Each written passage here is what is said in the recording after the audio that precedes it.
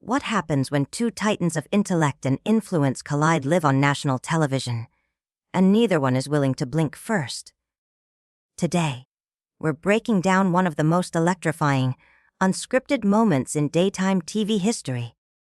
The day Denzel Washington appeared on The View and turned what was supposed to be a friendly promotional interview into a searing masterclass in truth, telling, and cultural critique. This wasn't your typical Hollywood chit-chat. This was a full-blown ideological clash that left Whoopi Goldberg speechless, the audience stunned, and the internet ablaze for weeks. If you thought you knew Denzel Washington, think again. But before we dive into the moment that had The View studio sitting in dead silence, make sure you subscribe and tell us in the comments. Do you think celebrities should speak their minds on live TV, even when it ruffles feathers? It all began like any other morning at The View's New York studio. The energy backstage was upbeat. Producers were thrilled to have booked Denzel Washington, one of the most respected names in cinema, to promote his latest directorial project. The plan: a safe, light conversation. Some laughs, some anecdotes, maybe a few clips. But what they got was something no one saw coming. From the moment Denzel walked on stage, the vibe shifted. Gone was the charming, easygoing movie star. In his place, a focused, composed man with fire behind his eyes. He greeted the co-hosts warmly, but there was a quiet tension under the surface. He hadn't come for pleasantries. He'd come for something real. The cameras rolled. Applause erupted. Then Whoopi launched into her opening question, confident and charismatic as ever. "Denzel, welcome back. Your new film tackles some really powerful themes around justice and accountability. In today's climate, do you think Hollywood has a responsibility to address social issues, or should entertainment just be entertainment?" It sounded like a softball question, the kind of setup any actor could knock out of the park with a well-rehearsed answer. But Denzel didn't flinch or play along. He leaned forward slightly, voice calm but razor-sharp. "Whoopi, that's exactly the wrong question." Instantly, the room froze. The real question is, why are we still asking whether we should tell the truth in our work? Hollywood doesn't just have a responsibility to address social issues. It has a responsibility to stop pretending that staying silent is somehow neutral. The mood in the studio shifted. The co-hosts exchanged glances. This wasn't going to be a feel-good promo segment after all. Whoopi, no stranger to a little heat, leaned in with her own challenge. "I think that's a bit unfair. Hollywood has come a long way in terms of representation. We're seeing more stories from diverse perspectives, more opportunities for people of color. Surely, you can acknowledge that progress has been made." Denzel's reply was instant and uncompromising. Progress according to who? According to the same industry that told us for decades we weren't marketable, that our stories didn't matter, that audiences wouldn't connect with our lives. "Whoopi, you know better than anyone real change and public relations campaigns are not the same thing." Silence. You could hear the cameras humming. Whoopi straightened in her seat. She had expected passion, maybe even pushback, but not this level of unapologetic candor. "I'm not talking about PR spin, Denzel. I'm talking about real changes, real opportunities." "Are you saying none of that matters?" "I'm saying calling it progress implies we're heading toward something better. And I'm not convinced we are," he said, his voice low but firm. "What I see is an industry that's gotten very good at optics. Diverse faces in front of the camera, sure. But who's behind the camera? Who's in the boardroom? We get more stories about our struggles, but who profits from those stories? Who controls the narrative?" At this point, the other co-hosts looked uncertain, unsure whether to interject or let the clash unfold. The audience, hooked. You could feel it in the air. This wasn't just tension. It was a reckoning. This was not daytime TV as usual. And Whoopi knew it. She regrouped quickly and fired back. "So what are you saying?" "That we should ignore all the positive changes. That the doors opening now for young actors and filmmakers of color don't matter. That sounds pretty pessimistic. Denzel didn't blink. And what he said next, that's where everything truly shifted. Washington's eyebrows lifted, just barely, and the faintest smile touched his lips, though it never made it to his eyes. "Whoopi," he said, calm but cutting. "There's nothing pessimistic about demanding excellence instead of settling for improvement. And there's nothing noble about being grateful for scraps when we've been serving full meals to this industry for decades." The words hit like a lightning strike. The studio air shifted.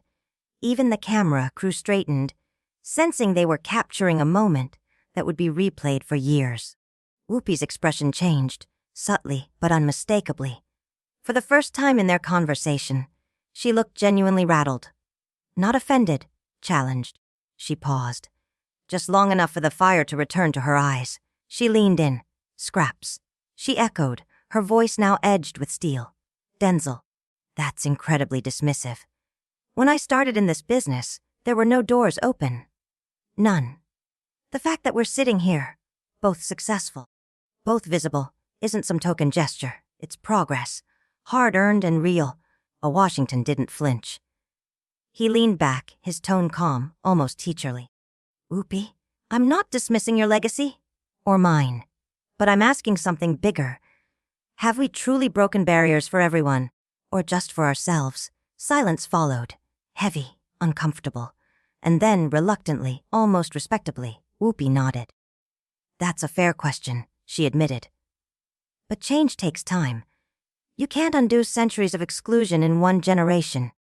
The fact that we're having this conversation, here, now, on national television, that matters. That's not nothing." Washington's nod was slow, but his eyes remained unconvinced. "You're right, it's not nothing. But it's also not enough." His voice lowered, sharpening like a blade. "There's danger in mistaking progress for justice.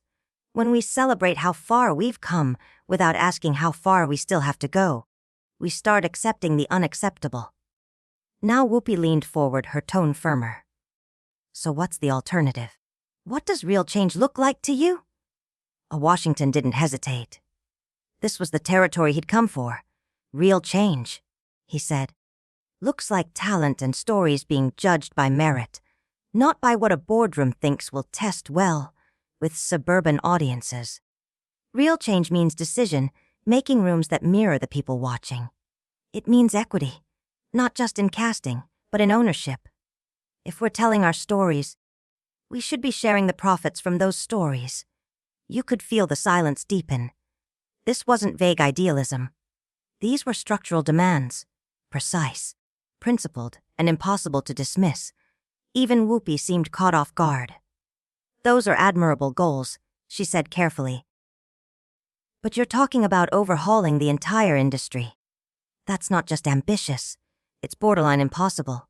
Washington's smile returned, this time real. 20 years ago, this conversation on daytime TV would have been called impossible. 50 years ago, either of us being in Hollywood would have been called a fantasy. The only thing that ever makes change look unrealistic is the assumption that people in power will willingly give it up. He said it like he was reading from a weather report. No anger, no ego, just truth. And suddenly, it was clear Washington wasn't just calling for reform. He was calling for reckoning. He wasn't just answering a question. He was reframing the entire conversation.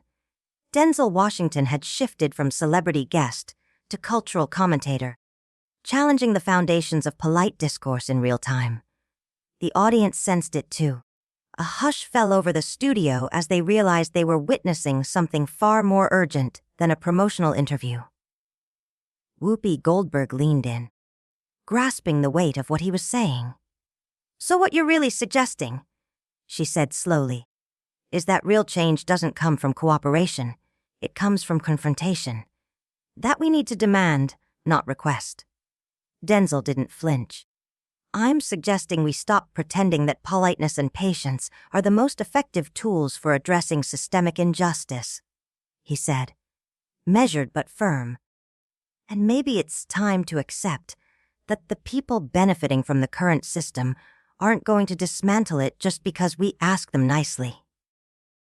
The tension thickened. One of the other co-hosts, clearly uncomfortable, jumped in with a more conciliatory tone. But isn't there still value in building bridges? In finding common ground with people who may not see things the way you do? Denzel turned to her, his focus unshaken. Of course there's value, he said. But you can't build a bridge to someone who refuses to meet you halfway. And you can't find common ground with people whose very power depends on keeping things exactly the way they are, unless you're willing to acknowledge that their interests might be fundamentally opposed to yours.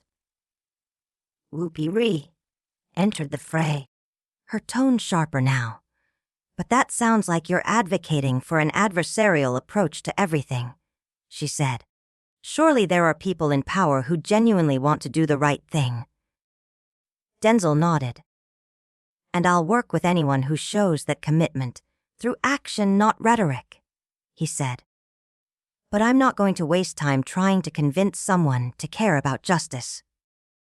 If they don't already care, I'm not sure there's anything I could say to change their mind. That moment drew a clear line between two philosophies. Whoopi seemed to place her faith in dialogue and persuasion. Washington, on the other hand, questioned whether power ever concedes anything voluntarily. It wasn't just a disagreement. It was a clash of worldviews. So where does that leave us? Whoopi asked.